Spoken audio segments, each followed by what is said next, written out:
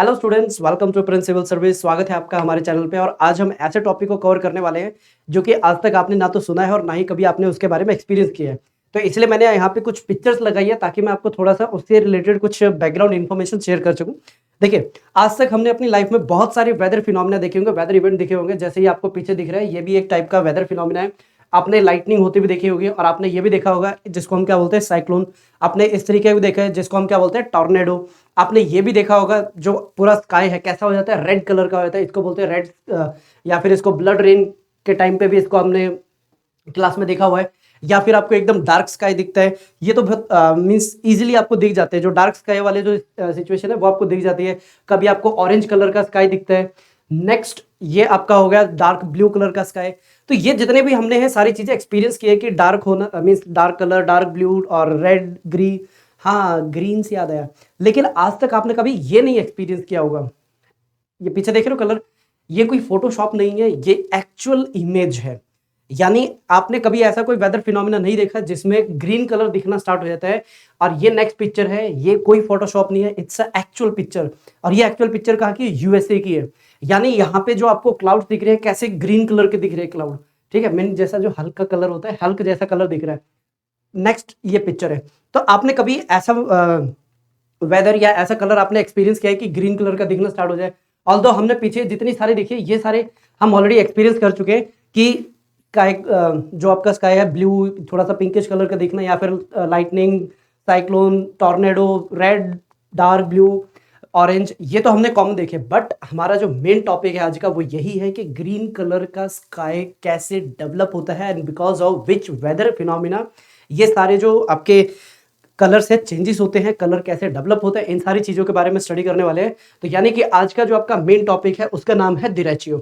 डिरेचियो पे आने से पहले आपके लिए आज का जो सेशन है ये मैं आपको एक बेसिक प्रोवाइड करने वाला हूं कि देखिए, नो डाउट मुझे ज्यादा टाइम नहीं लगेगा कि ग्रीन कलर कैसे बनता है, स्कैटरिंग, ये सारी चीजें मैं अभी अगले 5 मिनट में कर दूंगा। लेकिन उसको लॉन्ग टर्म तक आपको कैसे याद रखना है वो थोड़ा सा इंपॉर्टेंट है। देखो, सबसे पहले क्या होता है, थोड़ा सा देखते हैं कि किसी भी टॉपिक को समझने के लिए देखिए हम बेसिक से स्टार्ट करते हैं। तो यहाँ पे 3 चीजें हैं। सबसे पहले है आपके क्या हो रही है, रेन हो रही है, ठीक है। उसके बाद सबसे पहले क्या आपको होती दिख रही है, रेन। दूसरा किसकी फॉर्मेशन दिख रही है आपको, क्लाउड। और तीसरी आपको क्या दिख रही है, तीसरा है आपका स्टॉर्म बनता हुआ दिख रहा है। तो इन सारी चीजों को एक बार देखते हैं कि ये सारी चीजें होती कैसे है। देखिए, ज्योग्राफी के अंदर जो रेन है उसके लिए एक वर्ड यूज होता है जिसको हम बोलते हैं प्रेसिपिटेशन। क्योंकि देखिए, प्रेसिपिटेशन एक जर्नल वर्ड है और जो रेन है आपका स्पेसिफिक वर्ड है। What does journal and specific means, देखिए जो रेन है वो किसकी बात कर रहा है कि वाटर आपका लिक्विड फॉर्म में आएगा। लेकिन अगर वाटर आपका फ्रोजन कंडीशन में आए जिसको हम क्या बोलते हैं, हेल, ठीक है, जिसको हम क्या बोलते हैं, हेल बोलते हैं, ठीक है। तो ये जो आपका हेल है यानी जिनको हम ओला बोलते हैं, ये कैसे आता है, फ्रोजन कंडीशन में। तो क्या हर बार हम अलग अलग वर्ड लिखेंगे, तो इसलिए ज्योग्राफी में एक क्लियर कट आपका कॉमन वर्ड आता है, that is known as your precipitation. तो एक बार ये देखते हैं कि जो रेन है वो होती कैसी है। फिर उसके बाद हम देखेंगे क्लाउड कैसे बनते हैं। फिर उसके बाद हमारा जो मेन टॉपिक आएगा, स्टॉर्म कैसे बनते हैं, क्योंकि इसके अंदर आपका सबसे इंपॉर्टेंट कौन सा होता है, कोल्ड फ्रंट बनना। अब ये कोल्ड फ्रंट क्या होता है ये भी देखेंगे, ठीक है। इन शॉर्ट जो पूरी आपकी क्लाइमेटोलॉजी है इसके बारे में आपको पता होना चाहिए। क्लाउड कैसे बनते हैं, what is the impact of sunlight during the formation of cloud, और किस तरीके से हेल फॉर्म होते हैं, वो सारी चीजें आपको पता होनी चाहिए। तो वन बाय वन स्टार्ट करते हैं। देखिए, बिल्कुल सिंपल लेके चलेंगे, कोई एडवांस नहीं, कोई रॉकेट साइंस नहीं। सबसे पहले हम क्या ड्रॉ कर रहे हैं, ये सबसे जरूरी है हमारे डायग्राम में, सन, ठीक है। अब देखिए सन क्या करेगा, सन कंसिस्टेंट जो है अपनी सनलाइट ड्रॉप करेगा किसके ऊपर, जो यहाँ पे लैंड फॉर्म है। तो लैंड फॉर्म के पास एक कैरेक्टरिस्टिक फीचर होता है जिसको हम बोलते हैं कॉन्टिनेंटैलिटी इफेक्ट। क्या बोलते हैं उसको, कॉन्टिनेंटैलिटी। व्हाट डज इट मीन, इसका मतलब यह है जो लैंड मास है वो हीट भी जल्दी होता है और कूल भी जल्दी होता है। तो करते हैं इसको, सबसे पहले क्या कर रहे हैं हम, हीट कर रहे हैं। यानी कि सन से क्या आ रही है, सनलाइट। जो सनलाइट यहाँ पे आ रही है उसकी वजह से क्या हो रही है, यहाँ पे अगर मॉइस्चर अवेलेबल है तो मॉइस्चर क्या होगा आपका, इवेपोरेट होगा। मॉइस्चर क्या हो रहा है अभी आपका, इवेपोरेट हो रहा है। तो यहाँ पे अब एक और कंसेप्ट ऐड करते हैं। क्या कंसेप्ट ऐड करते हैं, देखिए जब भी आपकी एयर कहां पे जा रही है, अबव द ग्राउंड, यानी कि ये ग्राउंड है, ग्राउंड से ऊपर आपकी एयर जा रही है, तो क्या होगा, बिल्कुल सही जवाब, 6.5 डिग्री सेल्सियस टेम्परेचर आपका क्या होगा, इंक्रीज या डिक्रीज, बिल्कुल सही जवाब, डिक्रीज होगा।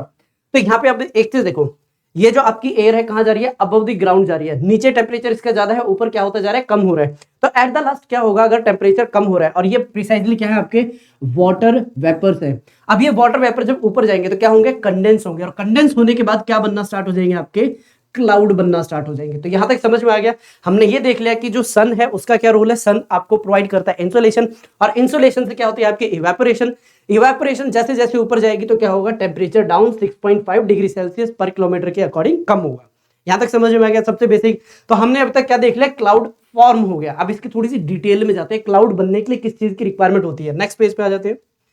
देखिए सबसे बेसिक चीज क्लाउड के लिए क्या चाहिए, सबसे बेसिक चीज है उसको चाहिए सॉलिड सरफेस। तो अब सबसे इंपॉर्टेंट क्वेश्चन क्या आता है कि sir solid surface upper atmosphere में क्या हो सकता है। तीन चीजें हैं जो हो सकती हैं। सबसे पहला क्या हो सकता है आपका, एरोसोल, ठीक है। दूसरा क्या हो सकता है, पार्टिकुलेटेड मैटर, या फिर हम इसको क्या बोलते हैं, डस्ट। और एक और चीज है, अर्थ ग्रेविटी की वजह से जो कॉस्मिक डस्ट है उसे भी क्या करती है, अट्रैक्ट करती है। तो यानी क्या हो गया आपका कॉस्मिक डस्ट। डन। तो ये हो गई आपकी कॉस्मिक डस्ट जो कि अर्थ अट्रैक्ट करती है। ये क्या है, आपके सॉलिड चीज है। और इन सॉलिड चीजों के ऊपर लेट अस सपोज ये आपका एक हो गया फाइन पार्टिकल, एक ये हो गया आपका फाइन पार्टिकल। अब इस फाइन पार्टिकल के ऊपर क्या होगा, कंडेंसेशन होगा। अब क्या हो गया यहाँ पे, कंडेंसेशन। अब देखो जो यहाँ पे ब्लैक डॉट है इसके ऊपर ही क्या हो रहा है, आपका वाटर वेपर आके कंडेंस हो रहा है। इट मींस इस ब्लैक डॉट को या फिर उस सॉलिड सरफेस को हम क्या बोलते हैं, हाइग्रो। साइज इसका बहुत छोटा है तो इसको क्या बोलेंगे, स्कोपिक। एंड सिंगल है दैट इज न्यूक्लियाई। बताओ यहां तक क्लियर हो गया। हमने यहां पे तीन चीजें देखी है कि जो क्लाउड है उसकी फॉर्मेशन के लिए क्या चाहिए, सॉलिड सरफेस। और सॉलिड सरफेस तीन चीजों से ही बन सकती है अपर एटमॉस्फेयर में। एक तो क्या हो सकता है आपका एरोसोल, दूसरा हो सकता है पार्टिकुलेटेड मैटर जिसको हम डस्ट यहां पे लेके चल रहे हैं, तीसरा हो सकता है आपका कॉस्मिक डस्ट। अब देखो यहां पे हमने ब्लैक डॉट बनाए, ब्लैक डॉट के ऊपर क्या हो रहा है, कंडेंसेशन। किस चीज का, वाटर का। वाटर का अगर कंडेंसेशन हो रहा है तो यहां पे क्या होगा, धीरे धीरे एक्यूमुलेशन होना स्टार्ट होगा। अब हमने इसके अंदर थोड़ा सा डिटेल में जाके क्या देखा, जिस सॉलिड पार्टिकल के ऊपर यहाँ पे एक्यूमुलेशन हो रहा है उसका हमने क्या नाम दिया, हाइग्रोस्कोपिक न्यूक्लियाई। स्कोपिक मतलब साइज में बहुत छोटा है, न्यूक्लियाई मतलब सिंगल की बात कर रहे हैं हम। तो ये हो गया आपका पूरा कंसेप्ट। जब ये large amount of hygroscopic nuclei मिलते हैं, इसी से आपका क्या होता है, development of a complete cloud. यहां तक आगे समझ में, ठीक है। अब आते हैं किसके ऊपर, रेनफॉल के ऊपर। नेक्स्ट हमारा बेसिक क्या था, रेन कैसे होता है। हमने क्लाउड देख लिया कैसे बनता है, अब हमारा मेन है रेन कैसे होती है। ये अगर समझ लिया फिर उसके बाद हम आएंगे स्टॉर्म के ऊपर, कि कोई भी जो आपकी वेदर फिनोमिना है, वेदर एक्टिविटी है, वो स्टॉर्म के अंदर कैसे डेवलप होती है। तो चलिए नेक्स्ट अब डेवलप करते हैं बारिश कैसे होती है। देखिए तीन तरीके हैं बारिश होने के। सबसे पहला होता है कन्वेक्शनल रेनफॉल। सबसे पहला क्या होगा, कन्वेक्शनल रेनफॉल। इसको तीन पार्ट में डिवाइड कर लेते हैं, सिंपली समझ में आ जाएगा कन्वेक्शनल रेनफॉल क्या होता है। देखो ये आपका क्या हो गया, लैंड सरफेस, और इस लैंड सरफेस के ऊपर क्या आ रही है, सनलाइट। अब ये सनलाइट क्या करेगी, इस लैंड को हीट अप करेगी। यानी कि ऑलरेडी जो हमने पहले देखा है, यहां से अब ये हीट अप होकर अपर एटमॉस्फेयर में जाएगी और क्या बन जाएंगे आपके क्लाउड्स, और क्या होना स्टार्ट हो जाएगी आपकी प्रेसिपिटेशन। ये है आपकी टाइप ए। ये क्या है आपकी टाइप ए, इसको बोलते हैं हम कन्वेक्शनल रेनफॉल। क्या बोलते हैं इसको, कन्वेक्शनल रेनफॉल। नेक्स्ट टाइप हो गई आपकी टाइप बी। इसके अंदर देखो ये थोड़ा इंटरेस्टिंग है। लेट अस सपोज ये है आपका माउंटेन। क्या है आपका माउंटेन। अब ये जो एयर है इसके पास क्या है, मॉइस्चर है, हैवी है, ये अपने आप ऊपर नहीं जाएगी। लेकिन बीच में क्या है, माउंटेन। माउंटेन की वजह से इसको कहां जाना पड़ रहा है, अपवर्ड। और बताओ जैसे अगर एयर अप जा रही है क्या होगा, टेम्परेचर में ड्रॉप की तरह 6.5। ये एवरेज लेके चलते हैं। एक होता है आपका ड्राई और एक होता है आपका wet adiabatic lapse rate, right. तो ये हो गया आपकी जो एयर है फोर्सफुली राइज अपवर्ड हो रही है। और जब भी एयर राइज अपवर्ड होगी तो क्या बनेंगे यहाँ पे, क्लाउड्स। ठीक है, क्या बनेंगे यहाँ पे, क्लाउड्स। तो क्या होना स्टार्ट होगी यहाँ पे, रेनफॉल। तो इस टाइप की रेनफॉल को क्या बोलेंगे, क्योंकि देखो यहाँ पे चीजों को नाम याद कैसे करना है, समझना कैसे है, बहुत इजी है। यहाँ पे हमने क्या पढ़ा है, कन्वेक्शनल रेनफॉल, यानी कि जो एयर है वो अपवर्ड मूव कर रही है बिकॉज ऑफ द टेम्परेचर। अब यहाँ पे देखो एयर क्यों ऊपर हो रही है, बिकॉज ऑफ द माउंटेन। और माउंटेन के लिए क्या वर्ड यूज करते हैं, ओरो। क्या वर्ड यूज करते हैं, ओरो। और पूरा नाम क्या हो जाएगा, ओरोग्राफिक। क्या वर्ड यूज हो गया, ओरोग्राफिक रेनफॉल। ये दो चीजें समझ में आ गई। तीसरा और भी इंपॉर्टेंट है। तीसरे में क्या होगा, देखो एक में तो हो गया टेम्परेचर, एक में हो गया माउंटेन। अब तीसरे के अंदर क्या हो सकता है, यहां पे आपके क्या डेवलप होना स्टार्ट होंगे, फ्रंट। इसमें आपके तीन प्रिसाइजली 4 टाइप के फ्रंट होते हैं। एक होता है कोल्ड फ्रंट, एक होता है वार्म फ्रंट, एक होता है आपका ऑक्लूडेड फ्रंट और एक होता है स्टेशनरी फ्रंट। तो यहाँ पे हम सिर्फ 2 लेने वाले हैं और वो 2 कौन से हैं आपके, वार्म फ्रंट और कोल्ड फ्रंट। यहाँ तक आगे समझ में? थोड़ी सी मेरे को एक्स्ट्रा जगह चाहिए तो मैं इसको कर देता हूँ शिफ्ट यहाँ पे, क्योंकि अभी हमको 2 डायग्राम यहाँ पे ड्रॉ करने हैं, एक कोल्ड फ्रंट और वार्म फ्रंट। देखो होता क्या है, ये आपकी लैंड है, ठीक है, और यहां से क्या आती है आपकी वार्म एयर आ रही है। क्या आ रही है? Warm air. और इस जगह पे कैसी एयर है, ब्लू कलर यहाँ पे रिप्रेजेंट कर रहा है किसको, कोल्ड को। यहाँ पे कौन सी एयर डोमिनेट कर रही है, यहाँ पे डोमिनेट कर रही है आपकी वार्म एयर। तो वार्म एयर क्या होगी, जेंटली राइज अपवर्ड होगी। तो वार्म एयर क्या होगी, जेंटली राइज, यानी कि धीरे धीरे यहां से जो वार्म एयर है ऊपर जाना स्टार्ट कर देगी। ये आपकी क्या जा रही है ऊपर, वार्म एयर, ठीक है, वार्म एयर ऊपर चली गई। अब देखो क्या होगा, एयर जब भी ऊपर जाती है तो क्या डेवलप होना स्टार्ट होंगे, क्लाउड्स। क्या डेवलप हो रहे हैं अब यहाँ पे, क्लाउड्स। एक चीज गौर की है, यहां पे क्लाउड अलग अलग लेवल पे बनते जा रहे हैं, यानी कि जो वार्म जो आपका फ्रंट होता है, ये आपका मैं एग्जांपल बता देता हूं किसका है, वार्म फ्रंट का है। तो ये हो गया आपका वार्म फ्रंट का एग्जांपल। अब इसके अंदर जो रेन हो रही है कैसी होगी, काफी जेंटल होगी, यानी कि इसमें हाई स्पीड रेनफॉल नहीं होगी। तो क्या यहाँ पे स्टॉर्म लाइक कंडीशन बनेगी, बहुत रेयर, इनकेस अगर भी बनती है तो बहुत रेयर, क्योंकि यहाँ पे जो वार्म एयर है वो क्या कर रही है, जेंटली अपवर्ड मूव हो रही है। अच्छा, यहाँ पे कौन डोमिनेट कर रही है, वार्म एयर। इसका अगर रिवर्स हो जाए तो, इसका रिवर्स होता है तो ये होगा देखने में, ये हो गया आपकी लैंड सरफेस, वार्म एयर एकदम हाई स्पीड से ऊपर जाएगी। वार्म एयर क्या होगी, एकदम हाई स्पीड से, हाई स्पीड मतलब इस तरीके से गोल गोल घूमते हुए आपकी क्या जाएगी, वार्म एयर अपवर्ड जाएगी, ठीक है। अब वार्म एयर अपवर्ड चली गई है, तो जब भी वार्म एयर अपवर्ड जाएगी तो क्या डेवलप होगा, यहां पे डेवलप होगा cumulo nimbus type of cloud develop होगा। क्या डेवलप हो गया यहाँ पे, cumulo nimbus type of cloud. अब एक चीज यहाँ पे गौर दे रहे हो आप, स्पेस अवेलेबल है, स्पेस अवेलेबल है, यानी यहाँ पे कौन सी एयर आ रही है, कंसिस्टेंट कोल्ड एयर आ रही है। कौन सी एयर आ रही है, कोल्ड एयर आ रही है, यानी कि दोनों साइड से कौन सी एयर डोमिनेट होगी, कोल्ड एयर ने क्या किया, वार्म एयर को उठा के ऊपर एटमॉस्फेयर में भेज दिया। ड्यूरिंग दैट प्रोसेस क्या हो रही है, यहाँ पे जो एयर है इस तरीके से गोल गोल घूमते हुए ऊपर जा रही है, यानी कि ये हो गई आपकी वार्म एयर और दोनों साइड में होगी कोल्ड एयर। इस तरीके के जो फ्रंट है उसको हम क्या बोलते हैं, इस तरीके के फ्रंट को बोलते हैं कोल्ड फ्रंट। क्या बोलते हैं इसको, कोल्ड फ्रंट बोलते हैं।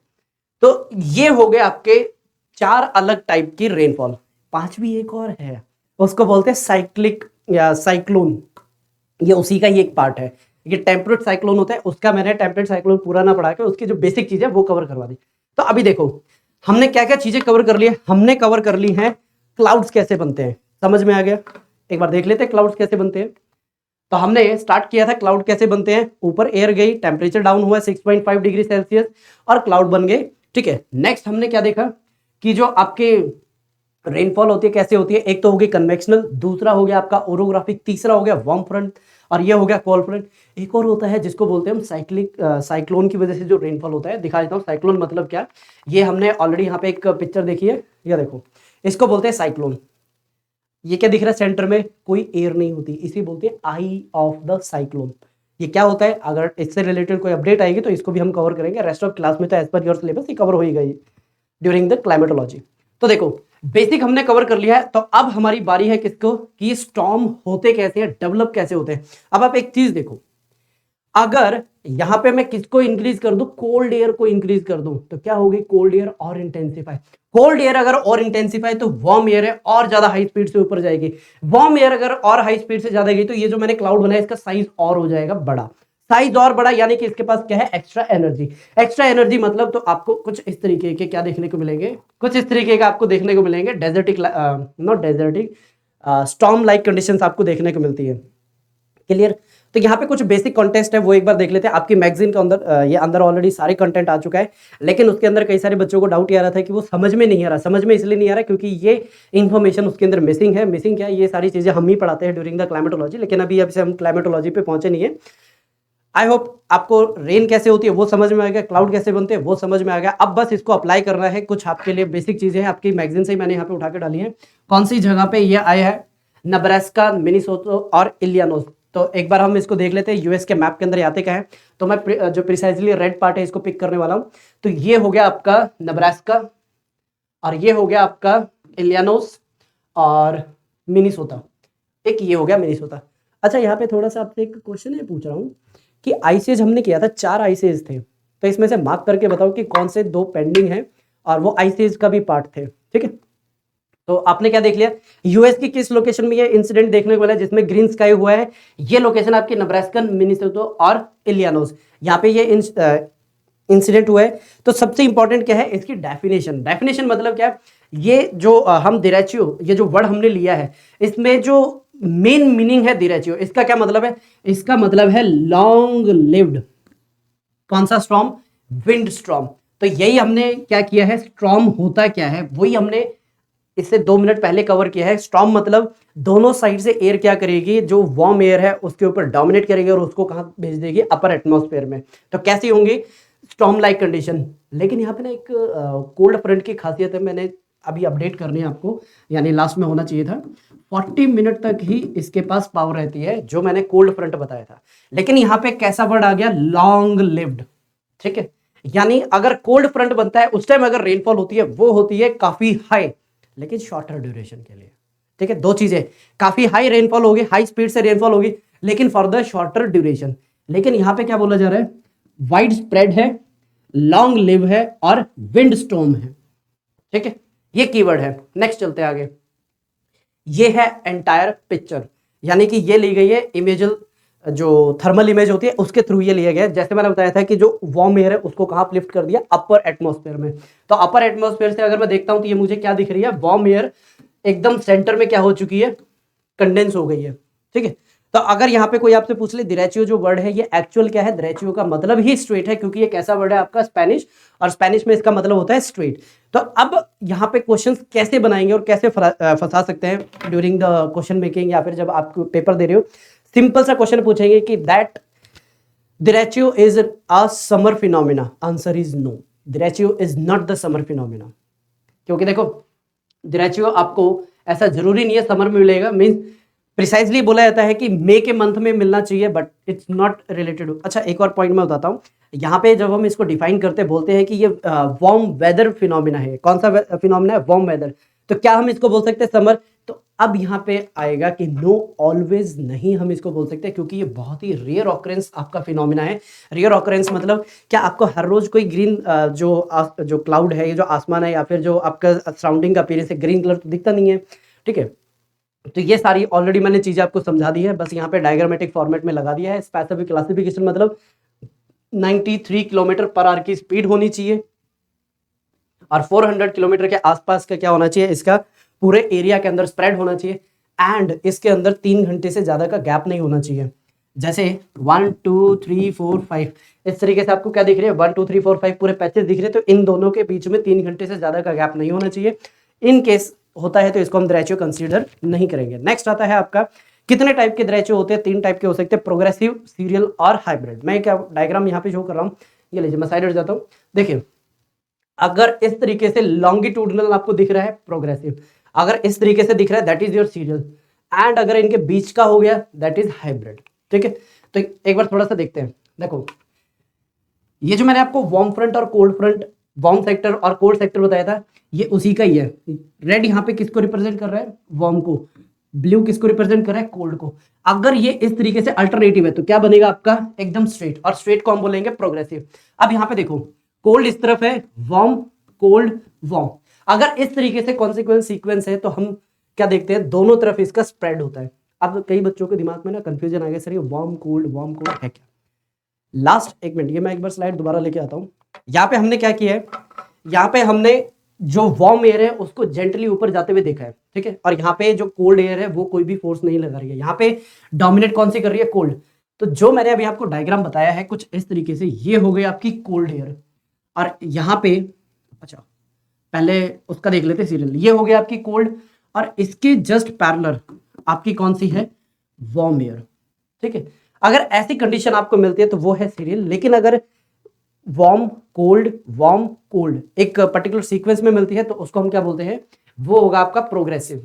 ठीक है, नेक्स्ट ये आपके अलग अलग डायग्राम है, जितनी भी चीजें मैंने अभी आपको समझाई है ये उसके पिक्टोरियल डायग्राम है कि अच्छा मैंने ओरोग्राफी समझाया था, यहाँ से विंड आ रही है एकदम ऊपर की तरफ जा रही है। नेक्स्ट ये है आपका क्रॉस सेक्शनल व्यू। नेक्स्ट ये है आपके कंप्लीट फॉर्मेशन ऑफ डिरेचियो। ठीक है, तो हाइब्रिड में ऑलरेडी हमने डिस्कस कर लिया है, ये क्या होंगे जो प्रोग्रेसिव और सीरियल है उन दोनों को मिला दो तो वो क्या हो जाएगा आपका हाइब्रिड। एंड नेक्स्ट अगर हम आते हैं यहाँ पे, क्या यूएस के अंदर ही आते हैं? नो, ये यूएस की बजाय ये है आपका फिनलैंड, ये है आपका जर्मनी, और ये है आपका पोलैंड, और ये है आपका बुल्गारिया। इन जगहों पे ऑलरेडी ये रिपोर्ट हो चुके हैं डिरेचियो जैसे जो स्टॉर्म लाइक कंडीशंस है। नेक्स्ट आता है कि जो डिरेचियो है इसके अंदर ग्रीन कलर कैसे आता है, एक बार ये और समझ लेते हैं क्योंकि अभी काफी सारे बच्चों के ना दिमाग में यही आ रहा होगा सर और सब ठीक है, ये ग्रीन कलर कैसे आता है वो बताओ। देखो डिरेचियो को हमने किस में बोला है? स्टॉर्म। स्टॉर्म मतलब कि इसके अंदर क्या मिल सकते हैं आपको? हेल मिलेंगे, ठीक है, या फिर जो यहाँ पे रेनफॉल होगा काफी हाई स्पीड में होगा। अब देखो जब भी हेल होता है तो वो क्या करेगा, जो सन से आने वाली सनलाइट है, लेट अस सपोज ये सन से क्या आ रही है? सनलाइट, और ये क्या है आपका? हेल है। ये पता क्या करता है, ये सन से आने वाली पूरी लाइट को क्या करेगा? ब्लॉक कर देगा। तो उसकी वजह से कैसी कंडीशन बननी चाहिए? डार्क। लेकिन होता क्या है, ऐसा हर बार पॉसिबल नहीं होता, तो ये कैसी बन जाएगी आपकी? ग्रेइश लाइक इसकी स्ट्रक्चर बन जाएगी। ठीक है, लेकिन अगर जो वेदर कंडीशन है कैसी है, जो आपका आफ्टरनून का या फिर जो सनसेट के टाइम पे रेड कलर का एक कॉम्बिनेशन होता है, अगर आप देखोगे बाहर जाके जो आज सनसेट होगा उसको ध्यान से देखना, एक रेड और ऑरेंज का कॉम्बिनेशन होता है। जब ये इसके साथ मिल जाती हैं, ये जो वेवलेंथ है, ग्रे नहीं प्रिसाइजली ये ब्लू बनेगा आपका, जब ये वेवलेंथ आपकी बन जाती है कौन सा कलर प्रोड्यूस होगा? यहाँ पे ग्रीन कलर आपको दिखेगा। तो इन शॉर्ट हम क्या बोल सकते हैं, ये है हेल। हेल ने क्या किया, तकरीबन पूरी लाइट को ब्लॉक कर दिया है और सिर्फ कौन सी जो वेवलेंथ है यहाँ पे पहुंच रही है, दैट इज ब्लू। और जब ब्लू वेवलेंथ किसके साथ मर्ज होती है? रेड, और जो उस टाइम जो थोड़ी सी ऑरेंजेस होती है, और वो एट द लास्ट क्या प्रोड्यूस करती हुई दिखेगी आपको? ग्रीन कलर की जो यहाँ पे वेवलेंथ रिसीव होगी, यानी कि जो ग्रीन कलर है वो आपका एटमॉस्फेयर या जो अपर स्काई है उसका दिखना स्टार्ट हो जाएगा। तो ये आपका बेसिक एक रीजन है। तो आज के लेक्चर के अंदर हमने क्या क्या चीजें कवर कर ली। आज के लेक्चर के अंदर हमने देखा कि बारिश कैसे होती है, बारिश से पहले हमने देखा कि क्लाउड कैसे बनते हैं, फिर हमने क्या देखा कि स्टॉर्म जो होते हैं वो कैसे होते हैं, फिर उसके बाद हमने डिरेचियो की बिल्कुल बेसिक चीजें देखी है कि 4 टाइप का डिरेचियो होता है, एक हो गया प्रोग्रेसिव, एक हो गया सीरियल, और एक हो गया आपका हाइब्रिड। नेक्स्ट फिर हमने ये देखा है कि ग्रीन कलर कैसे आता है। ग्रीन कलर टोटली डिपेंड करता है हेल या फिर वहां पे जो रेनफॉल हो रहा है उसकी वजह से कितनी सनलाइट यहाँ पे ब्लॉक हो रही है। प्रिसाइजली ये जो ब्लू कलर की सनलाइट है ये आपको आती हुई जरूर दिखेगी, इसलिए आपने देखा होगा जब भी बहुत ज्यादा स्पीड से बारिश होती है जो स्काई है कैसा दिख जाता है आपको? ब्लूइश कलर का दिखता है। ठीक है, डार्क ब्लू भी विजिबल होता है। जब ये ब्लू कलर किसके साथ एड ऑन होता है? आपके रेड कलर के साथ, तो कैसा आपको स्ट्रक्चर मीन कैसा कलर विजिबल होता है? Green colour. तो आई होप ये बहुत ही लेंथी टॉपिक था, ठीक है, इसको मैंने काफी कंडेंस करके विद इन 25 मिनट के अंदर समझाने की बहुत कोशिश की है, क्योंकि देखो ये जो टॉपिक है आपका हार्ड कोर क्लाइमेटोलॉजी का है। अगर किसी बच्चे को मीन्स इन केस बहुत सी यहाँ पे मैंने चीजों को एकदम मर्ज किया है, हो सकता है कि किसी को इमीडिएट समझ में आए, हो सकता है कि किसी को 20% 30% समझ में आया। जिस टाइम हम क्लाइमेटोलॉजी करेंगे ये और हम डिटेल में करने वाले हैं, क्योंकि अपने आप में ये जितने भी मैंने टॉपिक करवाए हैं, जितने भी वर्ड बोले हैं, ये एक पूरा लेक्चर है। जैसे वार्म फ्रंट क्या होता है, कोल्ड फ्रंट क्या होता है। आई थिंक आपको एक बेसिक अंडरस्टैंडिंग लग गई है कि डिरेचियो क्या होता है। एक डिरेचियो आपका स्पेनिश वर्ड है जिसका मतलब है स्ट्रेन। इनकेस अगर कोई आपसे डिरेचियो पूछता है तो आप इजीली आंसर कर सकते हो इस टॉपिक पर, इतना तो मुझे कॉन्फिडेंस आ गया है अपने स्टूडेंट्स के ऊपर। तो चलते हैं नेक्स्ट जो आपकी मैगजीन का टॉपिक होगा उसको वेरी सून यहाँ पे हम प्रोड्यूस करने की कोशिश करते हैं, ताकि आपको जो मैगजीन से रिलेटेड जो एक्स्ट्रा इन्फॉर्मेशन चाहिए वो भी आपको पता चलता रहे। क्योंकि देखिए अभी बहुत सारे बच्चों की कंफ्यूजन या फिर क्वेरी ये आ रही है, डाउट ये आ रहा है कि मैगजीन के अंदर जो टॉपिक है वो हमें समझ में नहीं आ रहा। वो समझ में इसलिए नहीं आ रहा क्योंकि उसके लिए चाहिए आपको एक बैकग्राउंड इन्फॉर्मेशन, बैकग्राउंड नॉलेज, और यहाँ पे मैंने आपको बहुत ही मिनिमम टाइम में देने की कोशिश की है। इनकेस अगर कोई डाउट रह जाते हैं तो आप नीचे कमेंट में लिख सकते हो। नेक्स्ट जो लेक्चर हम यहाँ पे अपलोड करेंगे या फिर नेक्स्ट डे अगर मैं क्लास में अवेलेबल हूँ तो हम उसको वहाँ पे सॉल्व कर लेंगे। तो टिल देन कंप्लीट आपने यहाँ तक लेक्चर देखा है तो इट मीन्स आप सीरियस स्टूडेंट हो। सर जिसने नहीं देखा मतलब सीरियस नहीं, अरे मतलब टाइम की भी यहाँ पे अभाव हो सकता है। तो that's all from my side, मिलते हैं नेक्स्ट डे। नमस्ते।